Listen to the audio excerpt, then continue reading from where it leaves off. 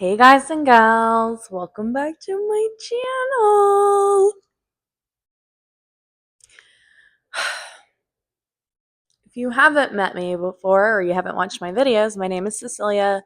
I make a bunch of random videos, specifically the Juicy Couture Closet Tour, my most popular videos, as they are also a ton of my YouTube shorts. I have recently started a new segment called Booktok.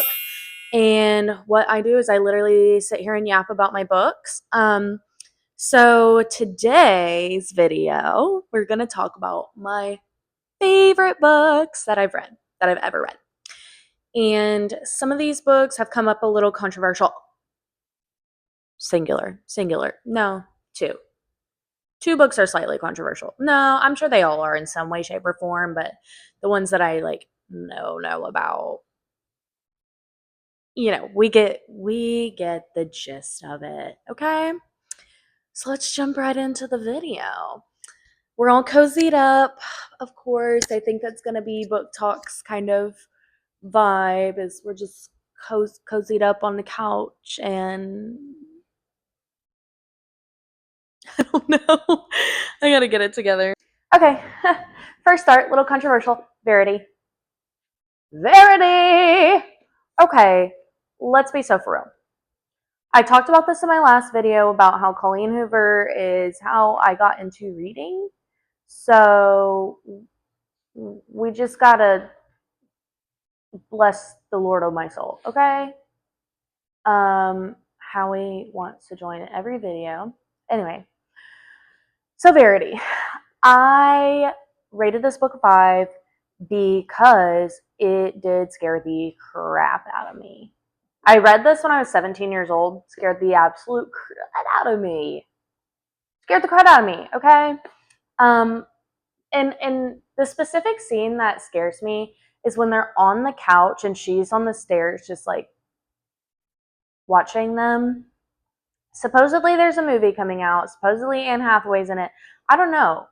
I'm kind of excited to see it because watching It Ends With Us really ticked me off. I hate Blake Lively.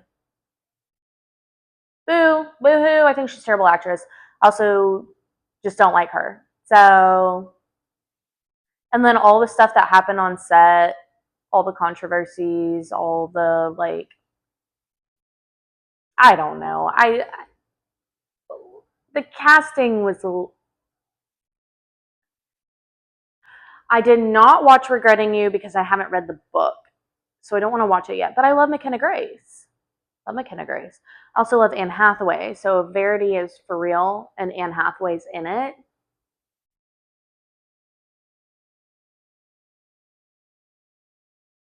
yeah, I watch. I will read you guys the back. Here we go. I'm mad about the names. Why the names gotta be weird? Loan Ashley is a struggling writer on the brink of a financial ruin when she accepts the job offer of a lifetime. Jeremy Crawford, husband of a best-selling author Verity Crawford, has hired Lowen to complete the remaining books in a successful series his injured wife is unable to finish. Lowen arrives at the Crawford home, ready to sort through the years of Verity's notes and outlines, hoping to find enough material to get her started. What Lowen doesn't expect to uncover is the chaotic office in an unfinished autobiography Verity never intended for anyone to read. Page after page, the bone-chilling admissions, including Verity's recollection of the night her family was forever altered. Lowen decides to keep the manuscript hidden from Jeremy, knowing its contents could devastate the already grieving father, but as Lowen's feelings for Jeremy begin to intensify, she recognizes the ways she could benefit if he were to read his wife's words. After all, no matter how devoted Jeremy is to his injured wife, the truth is horrifying, would make it impossible for him to continue loving her. This is book a little messed up. The women in Colleen Hoover's books are all messed up, and the men are all abusive. The men are all pieces of shit in every single book. Like November 9th, one of my favorite books as well, but it's not in this pile because it's not like one of those types of favorites. Let me tell you something. I am team manuscript. Team manuscript all the way. Next book, Never Lie. Also a little bit of a controversial author because, and I get it, because she has a twist towards the end, and then she does a major twist again, and sometimes it's just better left. This one also heebie-my-jeebies because I want to be a therapist, but I specifically want to be an inmate therapist or a forensic interviewer, and this book had nothing to do with criminals, and it scared the crud out of me. It scared the freaking crud out of me. It scared me into my therapy life. That's why I said I have to work with people in high custody who will probably never get out of prison ever because I fear for my life. I fear for my life! Anyway, I think this is a really, really good book. Newlyweds, Trisha and Ethan, okay, not bad names, are searching for a house of their dreams. They think they found it when they visit the remote manor that once belonged to Dr. Adrian Hale, a renowned psychiatrist who vanished without a trace years ago. But when a violent winter storm traps them at the estate, the house begins to lose its appeal. Struck inside and growing restless, Trisha stumbles upon a collection of audio transcripts from Dr. Hale's sessions with patients. As Trisha listens to the cassette tape, she learns about the terrifying chain of events leading up to the doctor's mysterious disappearance. With each tape after another shocking piece of the puzzle falls into place and a web of lies slowly unravels, by the time Trisha reaches the final cassette, that one reveals the entire horrifying story. It will be too late. Also, y'all gonna have to bear with me because I can't read out loud. I cannot read out loud. I'm a slow reader as is. I cannot read out loud. Love this book. It's called Nemesis. I think it's a little underground because, here's the deal, not on Goodreads. Not on Goodreads. Interesting, right? Cool. Okay, so not only is it not on Goodreads, it's not in Barnes & Noble or like any regular bookstore. I went to a bookstore in Nashville and I completely forgot what it was called. Teeny tiny little bookstore, super cute. It has a lot of LGBTQ books, so a lot of people like to go there because it is a large selection of LGBTQ books because, you know, if you're going to like Barnes & Noble, you literally, these people in this community have a shelf. A singular shelf. That sucks. That's rude, if you ask me. So I saw this and I was like, ooh, this sounds really good. Yeah, it's a fantastic freaking book. Amazing. Amazing. Spicy but not scary spicy. Really, really good. Good to handle. Live, laugh, love it. Okay? It's a enemies into lovers. Okay, and there's going to be a theme for that. I love an enemies to lovers. I love enemies to lovers. I love it so much. Or I love like when the guy is so uninterested at first and it pisses the girl off because she was interested at first, and then it goes from like a trade where he's interested in her and she's like, oh no, and then they fall in love. Okay? Simple. I think it's amazing, personally.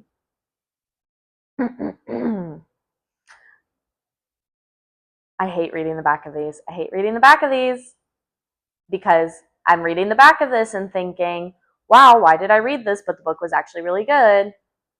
Liv Milani knows she's that girl. Bold, cool, fiercely loyal, and easy to blow off. Liv is a pro at guarding her heart and not taking things seriously. She's a champion at ignoring Will Langer, her brother's best friend and Liv's personal nemesis. The broody jerk's stony silence is the last thing she needs during a season of change, and now he's sharing her house for a summer. Will has spent years behind a stoic expression, longing to make Liv see just how incredible she is. He'd give anything to tell her that she is his dream girl, but Liv is off limits. Her brother made that clear a long time ago. Living with her is going to be a challenge, but Will knows how to control his feelings, usually.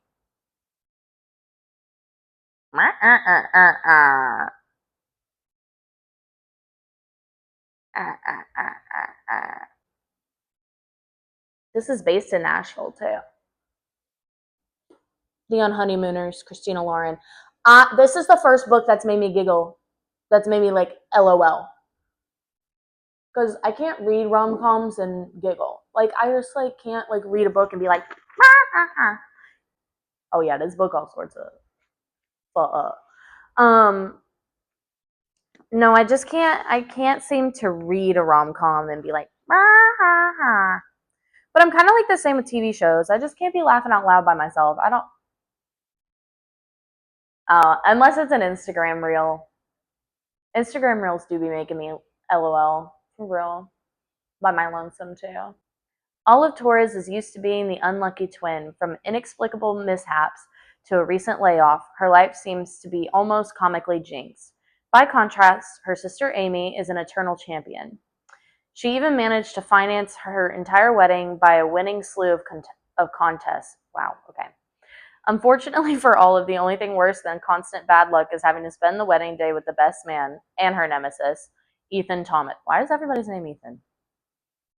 Olive braces herself for the wedding hell, determined to put on a brave face, but when the entire wedding party gets food poisoning, the only people who are affected are Olive and Ethan. Who aren't affected. They didn't get the food poisoning. Suddenly, there's a free honeymoon up for grabs, and Olive will be damned if Ethan gets to enjoy paradise solo. Agreeing to temporary truce, the pair head for Maui. After all, 10 days of bliss are worth having to assume the role of loving newlyweds, right? But the weird thing is, Olive doesn't mind playing pretend, and in fact, the more she pretends to be the luckiest woman alive, the more it feels like she might be. I can't read out loud. The internet is forever watching me struggle with read out loud. That's fine. Anyways, really funny book. Hope that made sense what came out of my mouth. Gut wrenching. One True Loves.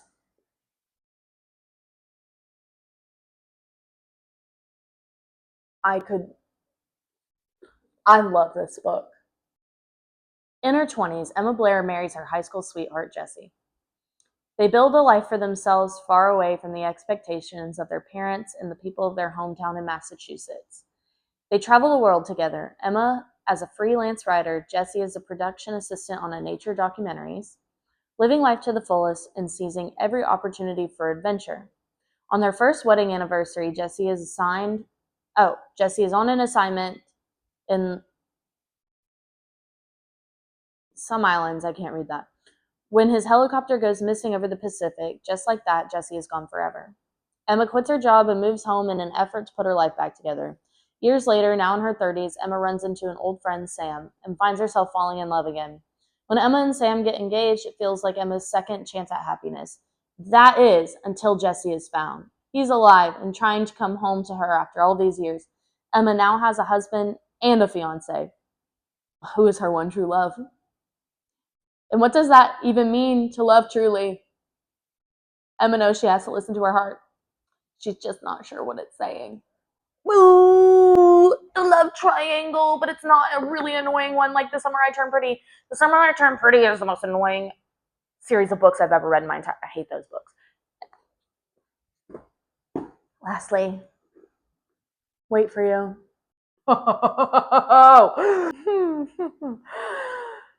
Another really good book. Listen, this is a good book to read. Like, when I read this, I was sophomore in college. This is a good book to read when you're going into college. Traveling thousands of miles from home to enter college is the only way a 19-year-old Avery Morgenstern can escape what happened at that fatal Halloween party 5 years ago. An event that changed her life forever. What she planned on was capturing the attention of one guy who could shatter the precarious future she's building for herself. She wants the attention of this one guy. She's got a class boyfriend. She's class crush. Cameron Hamilton is 6 feet, 3 inches of swoon-worthy hotness, complete with a pair of striking blue eyes and a remarkable ability to make Avery want things she believed that had been irrevocably stolen from her. Getting involved with him is dangerous, yet ignoring the simmering tension that sparks them and brings out a side of her she never knew existed, it is impossible. I get this girl. I get her. But when Avery starts receiving threatening emails and phone calls, she's forced to She's forced to face a past. Whoa, she's forced to face a past she wants to keep buried and acknowledge that someone is refusing to allow her to let go of that night when everything changed. When did I start reading like I did when I was in musicals? If the devastating truth comes out, will she resurface with one less scar? And will Cam be there to help her? Oh boy, this book is so good. He's a slut. Cam, he's a slut. He's a slut. He has the same last name as me. Anyways, Cam's a slut. She's all like, damn, he a slut. That sucks. I don't want him. But I do. I want him bad, but all the girls want him. All the girls want this man. All the girls want this man, and I want this man, but I want to change him. I'm going to change him.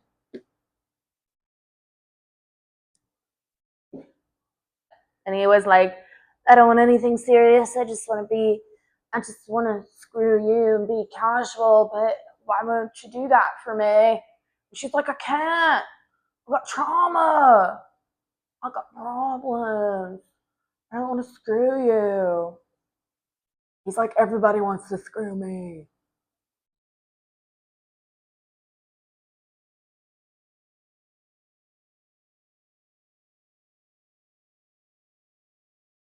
I love this book.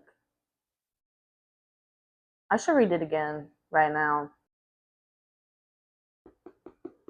Read it. Read it. Read it. Hopeless romantic. But those are my favorite books that I've ever read. Thank you so much for listening to me babble, and I hope that everything that I read on the back does make sense. I do highly recommend these books. I did rate all of these books a 5 on my Goodreads, I believe. And if I didn't, then why did I lie? But I did love every last one of these books. These are all books I would read again. Anyways, that's it for today's video. Hope you have a good day, a good night, a good morning, or whatever you're doing. Please, God, just do it.